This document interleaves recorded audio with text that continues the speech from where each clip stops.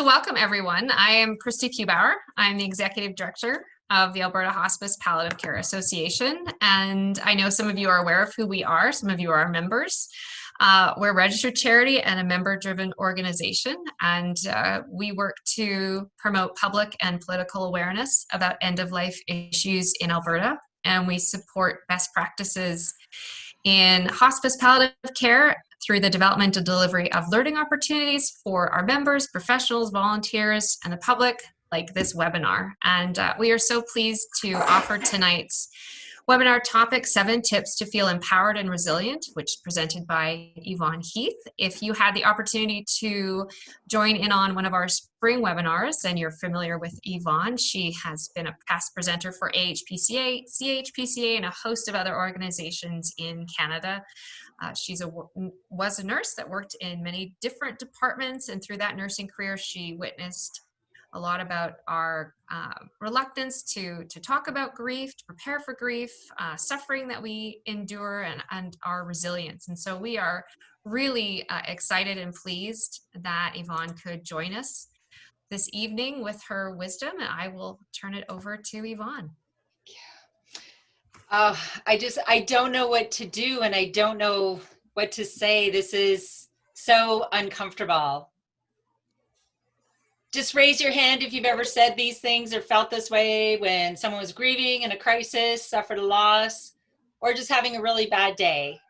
Anybody else besides me? I kind of feel like we all have.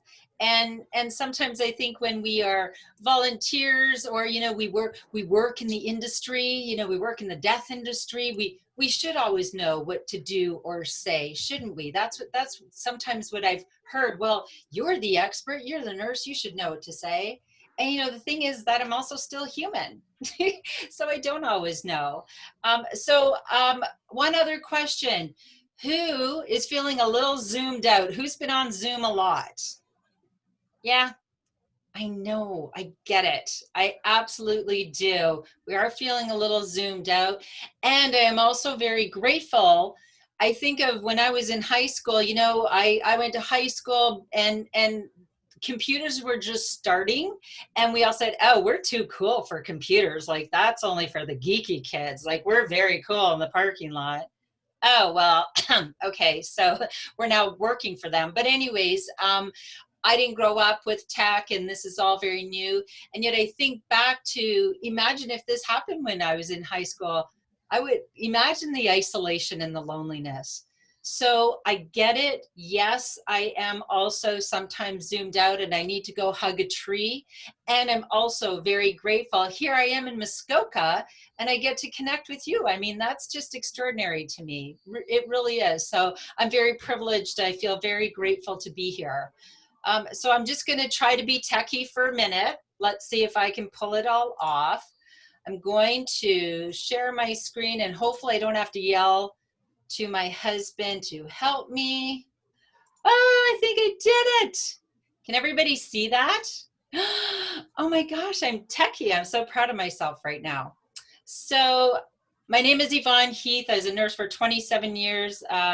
5.5 years ago, I took a leap of faith. I became an author, speaker, and a change maker. And I have to tell you that this is not something I ever anticipated in my life. So I want to share a few thoughts, a few things that I've learned along the way. My greatest gift is that what makes me so smart is I talk to a lot of really smart people. And I kind of just feel like the messenger. And I've had an extraordinary 5.5 years connecting with brilliant people across the globe. And this is me, December 1987. And if you are asking, yes, that hair was in style. And yes, there are 2 eyebrows. There is a distinction.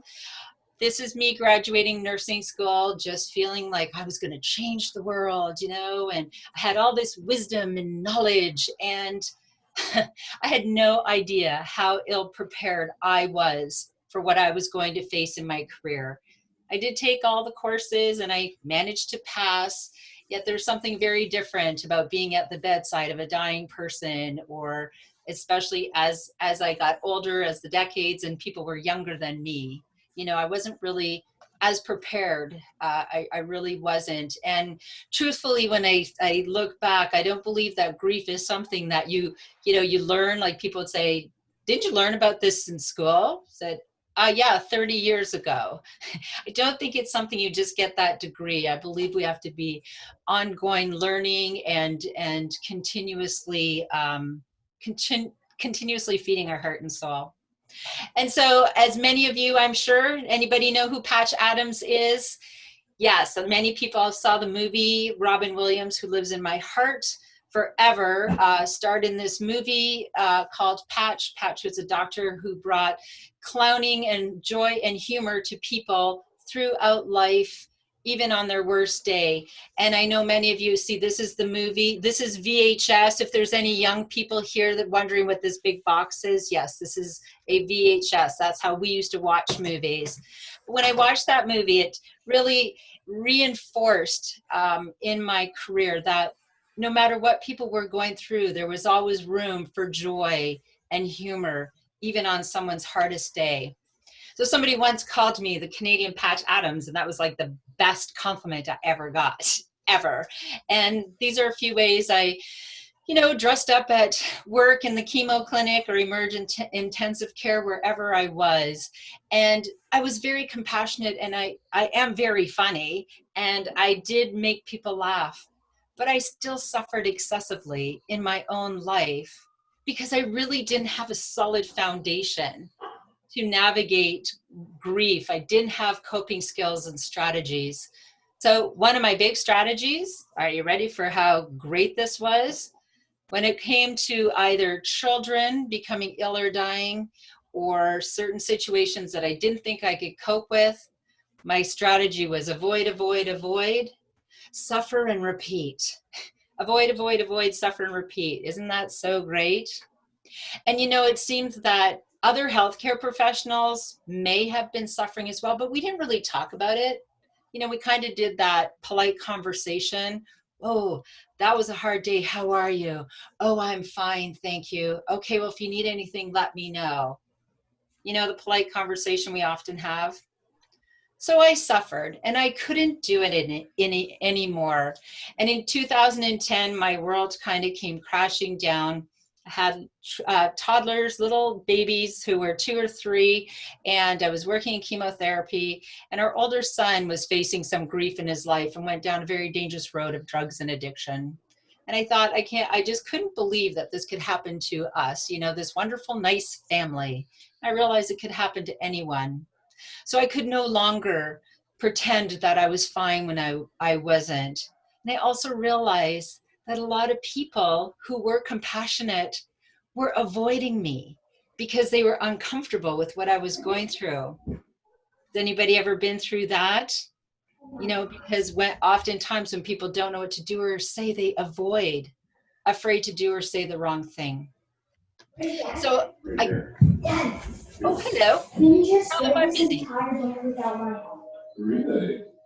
I think someone wants to mute. That's all right. Happens to the best of us. So in 2014, there was a pop-up on Facebook, how to write a best-selling book. And I went, sitting right here, I looked at my husband and said, oh my goodness, honey, that's it. I'm going to leave my nursing career and write a book. Isn't that wonderful? And he was a little nervous, 3 kids and a mortgage, and I didn't write. But passion and purpose kidnapped me. And I sent out one email and I said to people, I would like to write a book.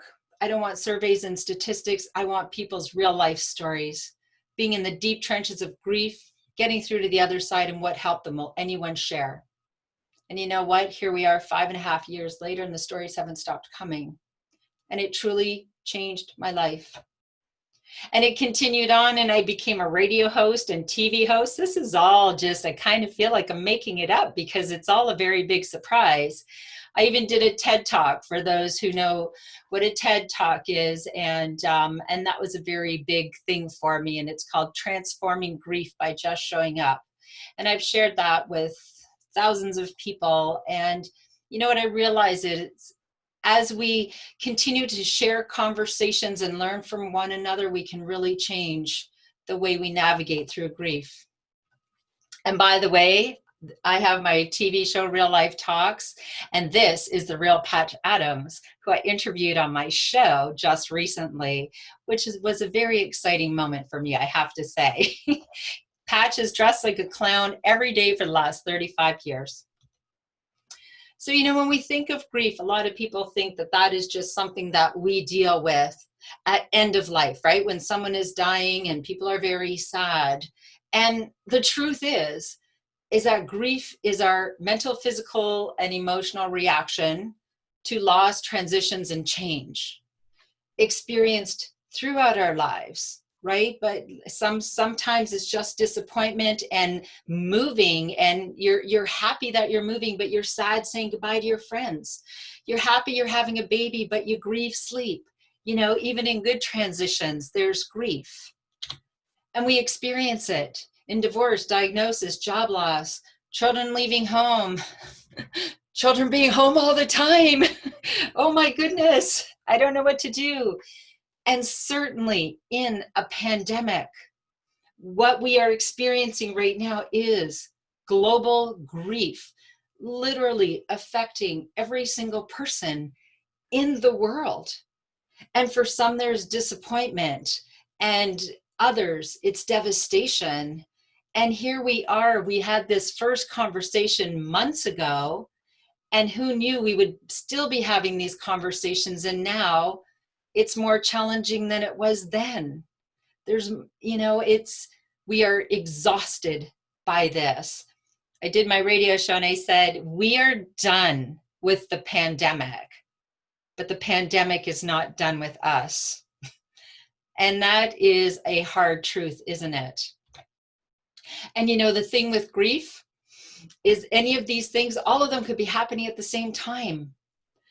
I share with my trifecta in 2011, I think it was, when our son, we had so many challenges and police were involved and it was just mayhem, and I was working in chemo, and Jordy decided to break his leg so that now he, decided to be silly at the ski hill. He could no longer drive. So not only am I dealing with all this stuff, now I have to bring him his food and drive. Are you kidding me? And, you know, in that moment, I just felt so overwhelmed and isolated and alone in my grief. And I just thought, I cannot take one more thing. And I went to the ski hill. I was going to have ladies' day, pamper myself, have a nice day. And my sister, I got to the ski hill. I was about to sit down and my sister called. She lived in San Diego. My mom was visiting. And she said, Mom just had a heart attack. Do you know what I did? I got out the white flag. I am done here. I cannot take one more thing. Oh, but grief doesn't really work like that, does it? Oh, my video stopped. Can you see me? I don't know. My video, it's back. And now this doesn't want to work. Sorry, I am now stuck. So let me just see why. I have to get my tech guy, one moment. This won't let me move anymore. Oh, somebody wants to enter. So I can't move this anymore. One moment, please. We're having technical difficulties. Stop sharing. Okay. Click on it again. No, I can't see anybody. Oh, because I'm not sharing. Can you help me? Can you help me, please? Can you help me? Sorry. Okay, there, go to share screen. Okay, here we go. Share screen. Not sure what happened. I may have to. Well, I don't know where everyone else is. Yvonne? Yes. If you shut down the program and then reopen it and just scroll through to the slide you should be at, that's happened to another presenter of ours. It froze up. Okay, so shut down. Okay, so let's unshare. maybe. How's everybody doing? We're having technical difficulties. That never happens. Oh.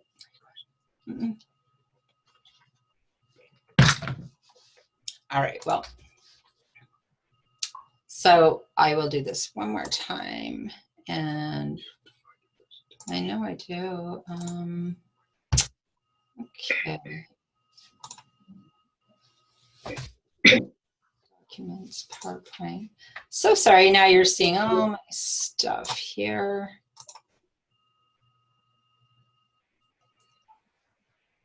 Don't know. So am I sharing now? Okay.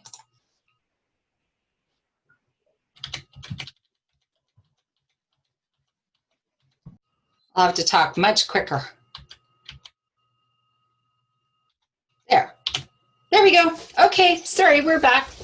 And so what I realized more than anything in all of this, in all my sadness, my joy, my fear, is that grief and joy can coexist. And it's never all one or the other. It is a roller coaster. And we have to learn how to hang on through the dips and curves. And so the good news is that although grief is sometimes the price of living and loving, it is worth it. And our hearts will heal if we learn to take better care of ourselves and each other. And when people say to me, my life will never be the same, no, you're right. And my heart will never be the same. No, it will be battered and scarred. And if we allow love back in, it will heal. Easier said than done? Absolutely. Most of this stuff is. And so the culmination of my 27 years of nursing and the last 5.5 years of interviewing hundreds of wonderful people who shared their stories with me, I came up with these takeaways. And I'd like the tips, the 7 takeaways on how to live life to the fullest, learn to grieve, and have the talk. So if everyone's comfortable, there are 90 takeaways that I'll share with you. No, I'm just kidding. There's 7. There's 7 takeaways. And I will just give a brief introduction, and I'm happy to chat about these takeaways any other time. Takeaway number 1, the very most important, the one that creates that foundation.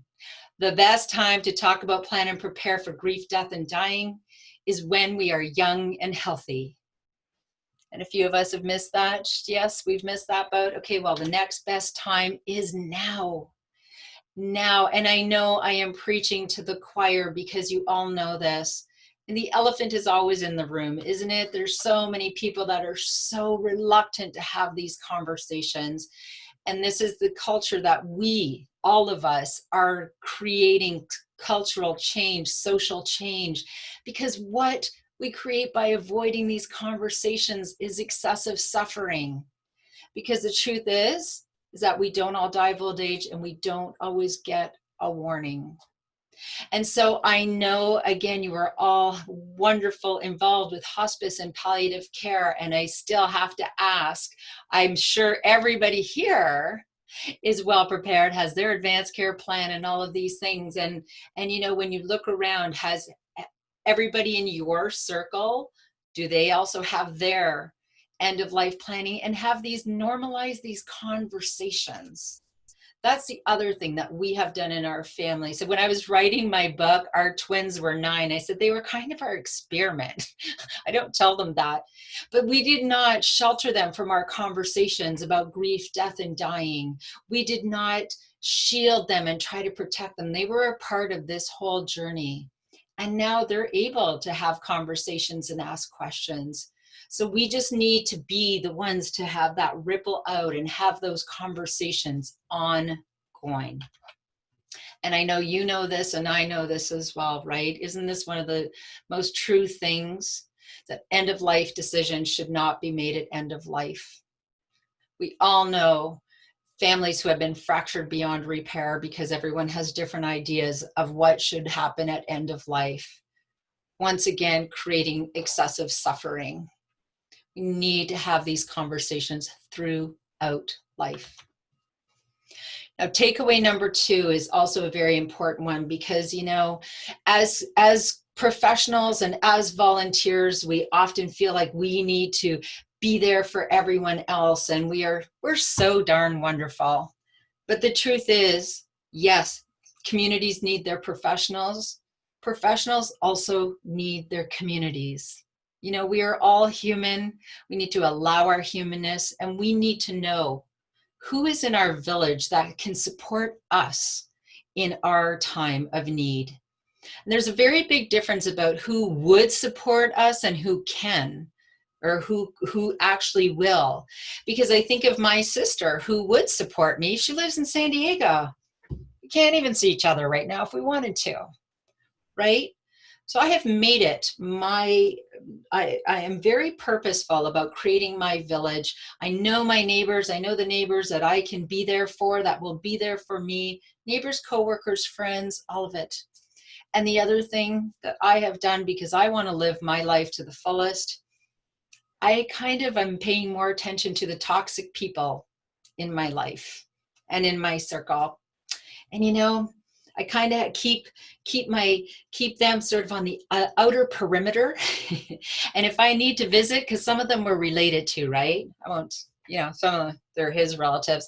I make sure that if I do need to be in their presence, it's a short time and I have other people around me. I think it's very wise of us all to really pay attention to who is in our village, because we really, truly, especially now with everything we're going through, we need one another and we need people that will be there for us. Oh, this happened again. Hang on. Oh, I'm stuck again. Ah, what's happening? This has never happened before.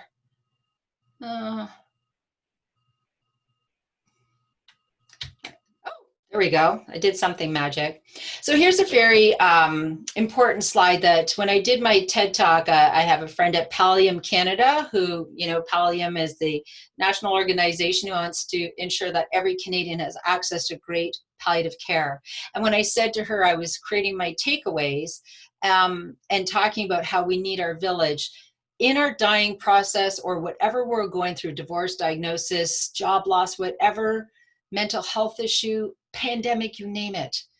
So many people feel like when you are in this, the professionals will be there to take care of everything, right? People have this vision. I'll have volunteers 24/7 or professionals. And the truth is that our professionals will be there about 10% of the time. When, I mean, people have chronic illnesses for years, you're not going to have professionals and volunteers there the whole time. So when you really understand this, even more critical to create our village before we need it. Because takeaway number 2 is that it takes a village to support those who are ill, caregiving, dying, bereaved, marginalized, and each other. So I encourage you to be very intentional about creating your village, because you matter and you need to have supportive people around you, people you can rely on. Number 3, and I always tell people, if you don't remember anything else I say, and I know I'm preaching to the choir here, but you know, when you're speaking to children, teens, adults, whoever it is, I know people are going to say to you, this is so awkward. I don't know what to do. I don't know what to say. And then they say, is there a magic answer? I say, well, actually, yes, there is. Because it does not matter what we are facing. The answer is always the same.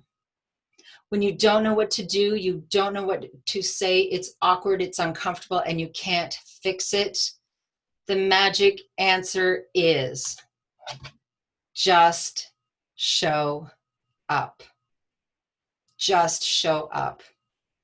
And again, I know your hearts, you're involved in hospice palliative care in any way, you know this. You know how important that presence is, being there, being a part of somebody's journey, not trying to fix it, not able to fix it, but just showing up. The things like hug, text, well, you know, virtual hug right now, hug, text, email, call, sit silently, helping with life's daily tasks. And the truth is, in this pandemic, a lot of people say, oh, these are all the things we can't do. I can't do these things. And yes, it's so frustrating and sometimes heartbreaking. We have to acknowledge and allow all those feelings and then turn around and say, what can I do? Yes, these are all the things I wish I could do. These are all the things I can't do. I'm so frustrated. Now, what can I do? Because nothing is stopping us from having those driveway visits, or 6-10 feet apart, whatever we need, with our masks on. And again, as much as we're zoomed out, isn't it so wonderful that you could just show up for anyone in the whole world, and they could see your face, and they could, you could be silly, you could dance together.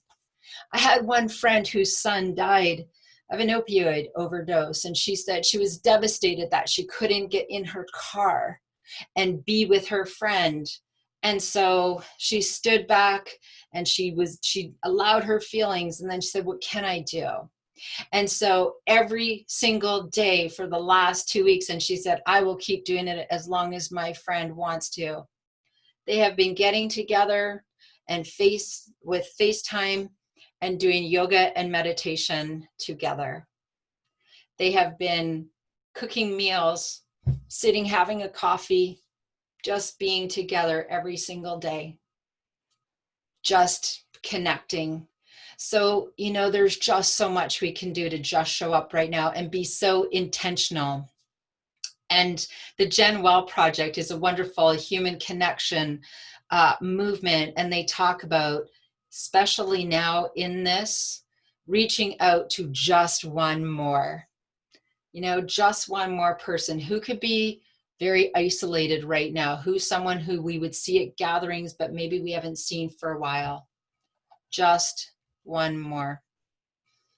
And of course, you all know this as well, acknowledging and allowing feelings, don't minimize, and we do not have to fix. I think that is just such a tremendous pressure. Most people are compassionate, but they feel like, oh, I am not qualified to fix this problem. I say, I know none of us are. You can't fix grief. You can't fix, but you can love and support people along the way. And I always encourage people, please don't, when someone's telling their story, make space for their story. I have a few relatives who answer your story with their story, and then you never talk about your story. Do you know those people? Yeah. And another thing, and this ruffles a few feathers. I know everyone, we kind of love the golden rule, right? Treat people as we want to be treated.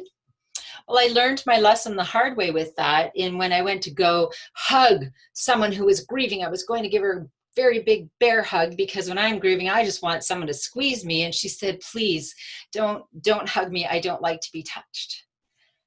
And I just thought, wow, how presumptuous of me, right? To think, oh, she's grieving, she must need a hug. So I've come up with the platinum rule. Treat people as they want to be treated, right? Sometimes it's okay to ask. Let's just ask. I think we also put a lot of pressure on ourselves to have the answers. I just say ask.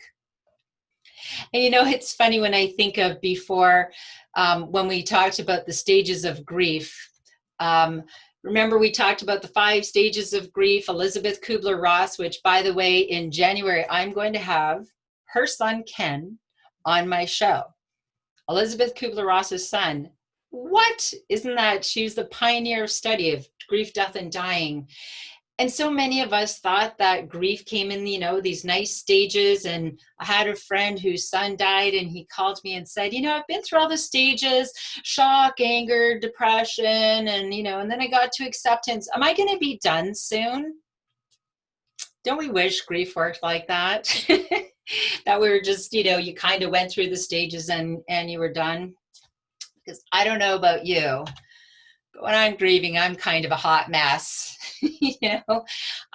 It's not a clear road. It's all over the map. And I kind of say this looks like a grief attack, and that could be months, years, whatever. You can have a grief attack. So I feel like when we can help people to understand, if someone's having a grief attack, that if we can just show up and sit there and say, I don't know what to do, but I'm here. I'm willing to sit in the mud with you. I care. I will just pause with you, and teach others that, guess what? You can do this too, just sitting with someone. Because again, now that we can't reach people the way we want to, we need more people that are able to just show up and to understand that maybe grief will be messy. Absolutely. Just show up anyway. And of course, I believe that another part of creating those coping skills and strategies and that soft landing is asking ourselves, what do we believe about life and death? And having those conversations before we need to, right? Having those conversations, those open conversations. That's why I love death cafes. People just talking about this openly as a conversation before they need to. And I found this beautiful Aboriginal proverb. I'll just let you read. We're all visitors to this time, this place. We're all just passing through. Our purpose here is to observe, to learn, to grow, to love, and then we return home. Isn't that so beautiful? I really love this because, you know, I have to, in all the work that I do and the work that you do, it's so important for us to have that solid foundation. I mean, it doesn't mean we won't grieve because we love people and we will miss them physically, but to have our belief and to be able to have those conversations with others, I think is so important. And of course, knowing how we can honor, and again, hospices are so beautiful and wonderful with their rituals and doing things in memory of people. You know, someone told me their dad died and someone shoveled the walkway to his house when she had to go there. And he said, I shoveled the walkway in memory of your dad. You know, just all of these beautiful, right? Isn't that a beautiful little tidbit? And a mom who told her daughter, when her daughter said, Mom, what do I do without you? You're dying. How can I go on? What should I do? And her mom said, grow. You know, just all of these wonderful little things that we can share. And one of the best one was Matthew Rattan. When I went to his dad's funeral, he gave us all these little cards. When I think of how we can honor those that we have loved and who are no longer physically present, who have died, is to be the evidence that someone's life made a difference. And this is what I hold on to. And these are the things that I'm so intentional right now, especially about checking in with myself and reminding myself that, you know, no matter what is going on with COVID and grief and all of the other things, it is not my job to fix it. But I can love and support people along the way. And I just keep reminding myself of these things that help me through. Now, of course, takeaway number 4 is the most important, because if we want to be a part of people's village, if we want to be able to just show up, self-care, that whole thing, you know, it's a buzzword and we kind of talk about it and we say, oh yes, we need to get to self-care. It's so important. But it's so important, right? Like it is, no one can make us happy. No one can make us healthy. That is our responsibility. We are the only people that can do that. And the wonderful thing is, all the people around you that you're trying to do everything for them, imagine teaching them that their self-care is the taking good care of themselves is the very best thing that they can do. And the best version of themselves is their greatest gift to the world, so that they learn that they are in charge of their happiness and their self-care. So in our family, we created self-care toolboxes, and those are the things to remind you of the things that help you to feel better and do self-care. And when you're grieving, these are all the things that will help you to navigate through your grief. These are twins, Jade and Tanner, and apparently a very hairy, I forgot how hairy Jordy was. And you know, the thing is that everybody has very different things in their self-care toolbox that are going to help them navigate through their grief. And wouldn't it be so wonderful to have everyone in your circle, in your home, create their own self-care toolbox? Because again, we feel tremendous pressure, right? To help everywhere, to be there for everyone. And yes, we can just show up. But when we just show up as the very best version of ourselves, that's the greatest thing we can do. And in my self-care toolbox, I have many trinkets. And one thing that I do have in there that's very important is my tambourine. And my tambourine, I have played on many stages, like never invited.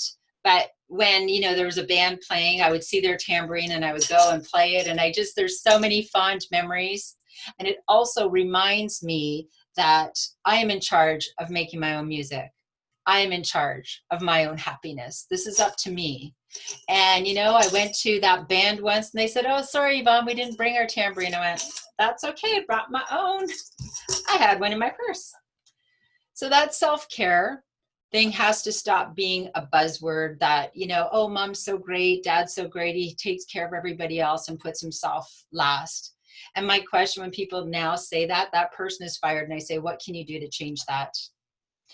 And you know, the whole negative self-talk, I will tell you that I have fired my inner critic. The things that I used to say to myself all the time, I would never say to anyone else. I would never be that mean. And you know what? The greatest gift, again, is for you to love other people. You have to start with loving yourself. So I would love everybody to just like look and say, I love me. Can everyone just say that? Like, seriously, I love me. I am amazing. Say it. I want to see. Even if you're like mouthing it, I love me. I am amazing. I am flawed. Thank you. I am flawed, imperfect. I have very big feet, and I am wonderful. I have fired, well, my inner critic won't leave, but I am no longer listening to it. And you know, if you don't love you, keep saying it until it's true. And really, like, you will not be able to just show up for others, and teaching others by your example is the greatest thing you can do. So start. I love me every single day, because takeaway number 4, just showing up for yourself first, is the greatest gift that you can give the world. All right, so I'll just zoom through these so we can chat after if you'd like. And I love this one because takeaway number 5. I know you're out there. I won't make you say it. I will say, do you know this couple? I will not say, are you this couple? Anybody know the couple that was married for 50 years or so, many, many decades, and the wife becomes ill or she dies, and the husband's never made a sandwich? I know we all know that couple, right? You might be that couple, no judgment. What about the same couple? The husband becomes ill or he dies, and the wife's never paid a bill, right? We are still doing these things to each other. Why do we do this? Talk about creating excessive suffering. When life is already challenging enough, we create this codependence. So, because I am someone who is now walking my talk, I went into our backyard. Here's Muskoka in June. I'm just kidding. It's not like that in June. Gosh, that would be terrible. But, you know, I walked through my house and I said to my husband, Jordy, he said, you know what? We live out in the boonies. The power used to go out a lot. He said, I do not know how to operate the generator. And he's a paramedic. When he's gone for 14 hours. How ridiculous that I would sit in the dark if he wasn't home and I couldn't operate the generator. That's ridiculous. So I brought it out and I said, you know, life is unpredictable. Prepare for anything. Show me how to operate this silly generator. And I wanted to label it, but he was like very nervous that I would do that because then his friends would see that it was labeled. But, you know, when I pulled that cord and I wrote it all down and now I can operate that generator anytime, it just I felt so empowered. And I can't tell you how many presentations I've done where a woman in particular, mostly women, came up to me and said, my husband died and I couldn't even get to grieving because I was terrified to live in my house. I didn't know how to live in my house. So, you know, takeaway number 5, something to learn and live by and teach is structure your life in such a way that you are self-reliant, and so are the people surrounding you. And I'll email these to anybody if they want, or they can follow us and you get them, by the way. And, you know, when we do this, the other thing that we do when we foster that self-reliance is we build self-esteem and we build community within our home or wherever, right? If everyone in our home is helping, and like I tell my children, I am building your self-esteem and your self-reliance. Go clean your bathroom. I do not do everything for my children. Would they let me? Of course they would let me. They would love for me to clean their bathroom and do their laundry, and I'm not doing it. Why? Because I'm going to go out and take care of myself, and they can clean their own bathroom. You know what I have to do with make sure she can't hear me, my 15-year-old daughter's room? I'm sure I have ADHD and I love everything neat. And my daughter is the most beautiful, lovely, disastrous slob that you've ever met. Her room, I just have to close the door because I'm not going to do that to myself. I'm not going to spend hours cleaning my teenager's room. So if you have children and you're doing everything for them, I would encourage you to start letting go and let them. And if your husband or wife or whoever else, they can also, if everyone is part of this, then everyone can get to self-care and self-reliance. And I'm going to make a lot of people upset because now it's like they have to make their own sandwich and start the generator. But something to think about. Something to think about. Oh, doesn't want to go again. I don't know why it keeps doing this. So let's just see. There we go. So, when I was pulling all the takeaways together, and it felt so good, it felt like it was coming together, but I felt like something was missing. And so I went to visit my friend Minnie. She was 101 at the time, and I interviewed her for my book. And I was saying, Minnie, there's still something missing. I mean, I'm telling people to have conversations, talk about before grief arrives, and be well prepared and have ongoing conversations.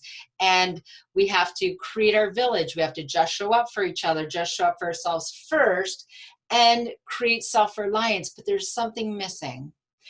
She stood back and she said, we all need a post, something we can hang on to in times of despair. And I just said, Minnie, that's it. You're brilliant. And she said, you're excited about a post? And I said, yes, I am. Because here's the thing. Everything in our lives, most things in our life, change is the only constant, right? Everything is temporary, and we have to hold on to that when we think of this pandemic. Although it's much longer than any of us hoped, it is temporary, and we will get through to the other side, and I believe stronger and better. What Minnie was talking about, and I thought, when we are in crisis and when it's 3 a.m. and we're having a grief attack, even if we have friends that we could rely on, maybe they don't feel like chatting at 3 a.m. We need something that we can turn to that can be there for us anytime, anywhere.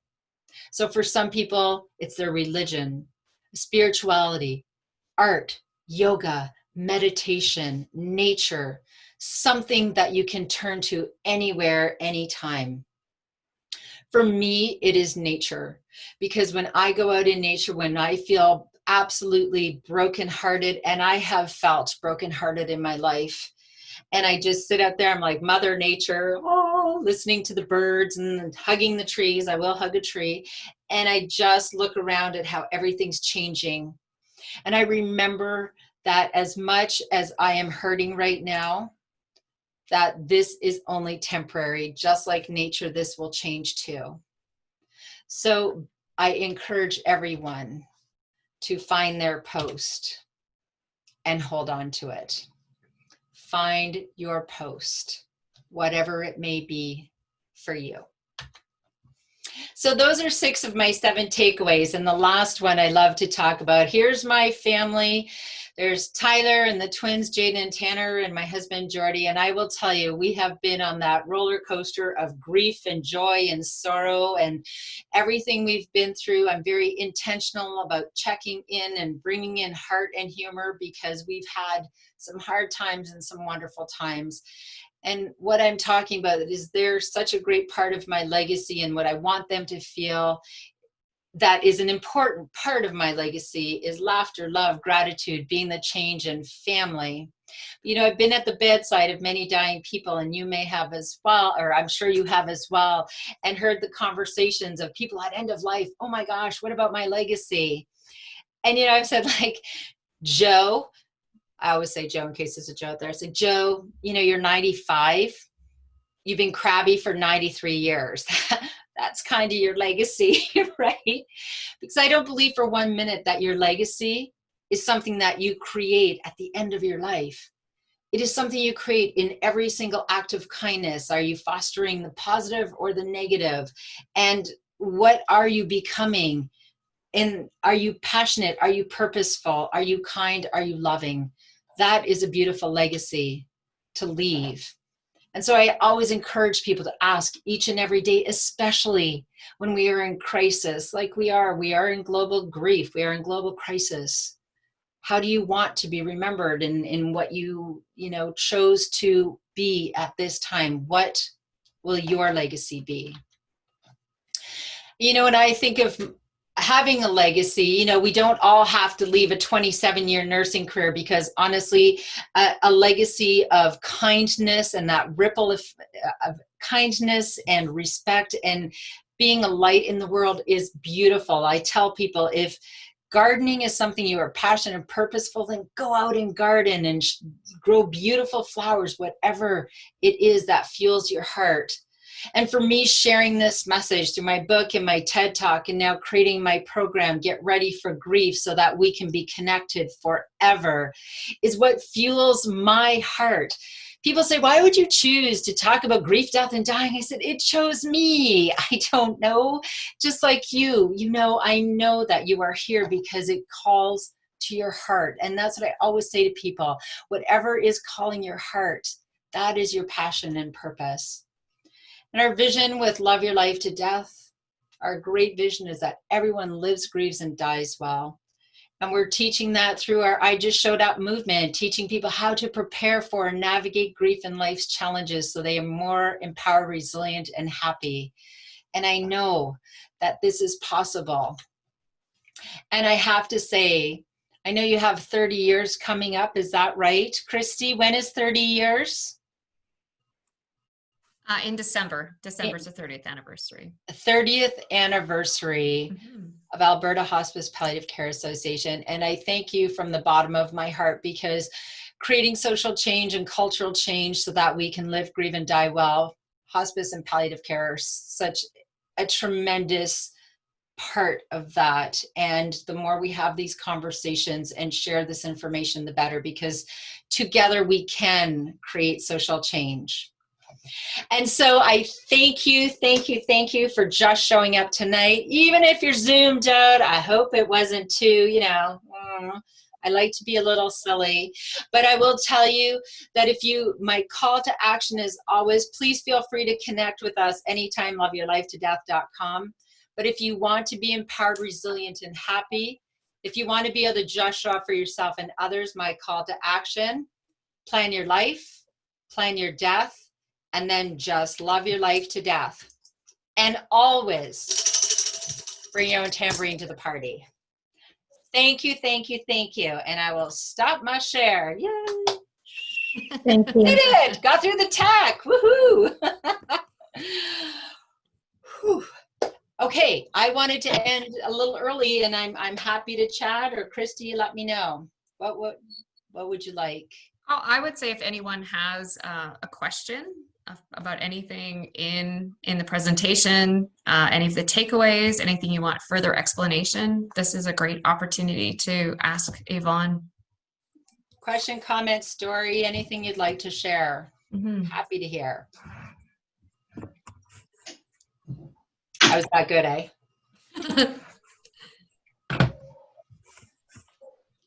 Don't be shy.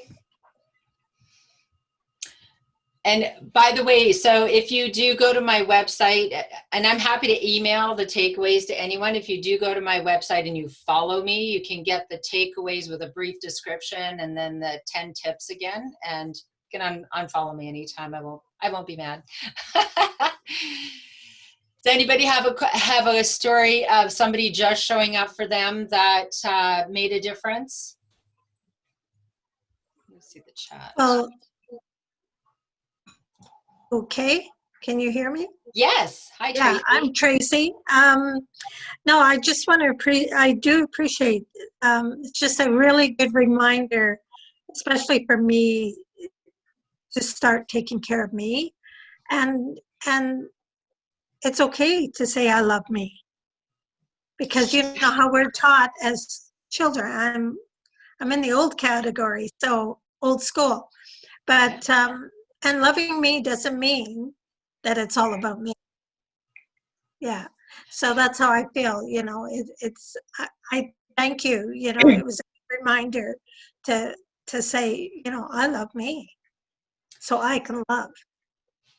Isn't it sad that that's awkward? And it was when I started, I just thought, oh, I'm being so, it's all about, and like you said, it's all about me. It's like, well, here's the thing. And when we're loving everyone else and we're dragging along and we're not loving ourselves, that's the example. This is what we're teaching people, right? They are watching, and this is what we're saying, oh, you should love yourself. Oh, but I don't love myself and I don't take care of myself. It doesn't even really make sense.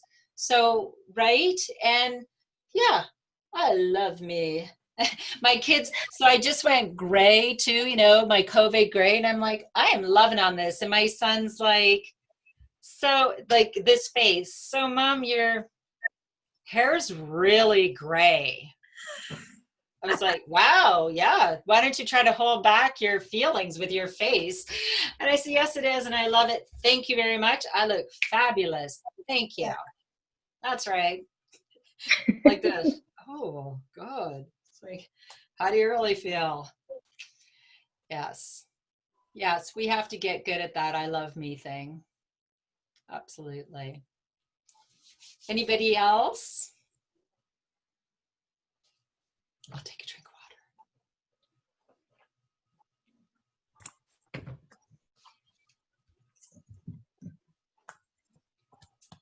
Well, I am here to connect with anytime I have my real life talk shows. I just interviewed Andrea Warnick, who supports grieving children. And I said, how can we help each other through COVID and this, with Christmas coming up, there's yet another layer of grief, right?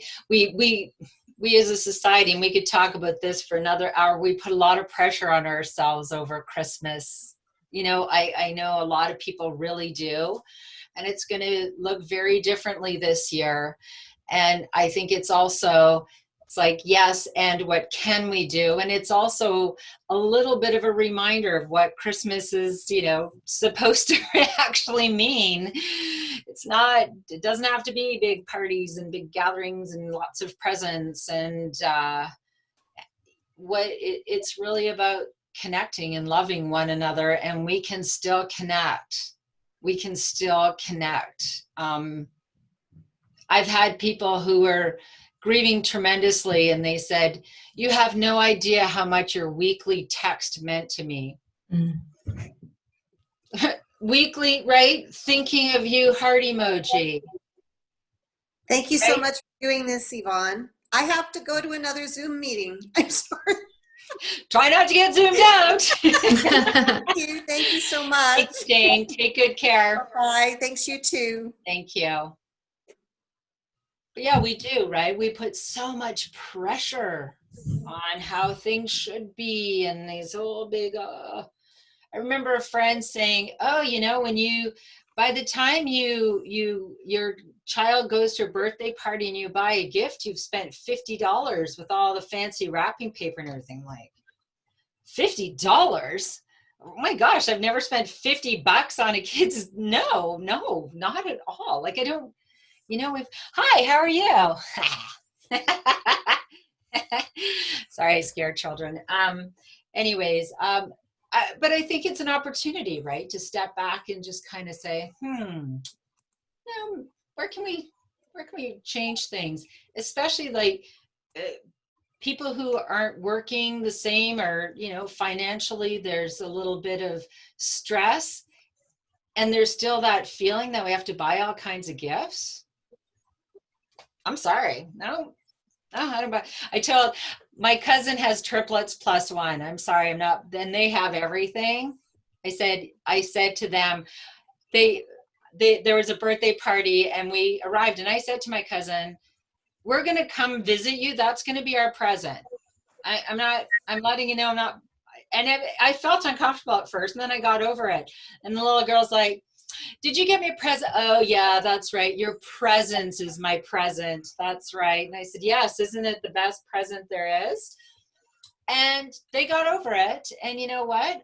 Us traveling and going to see them, I said, yeah, our presence is your present. And that needs to be good enough, right?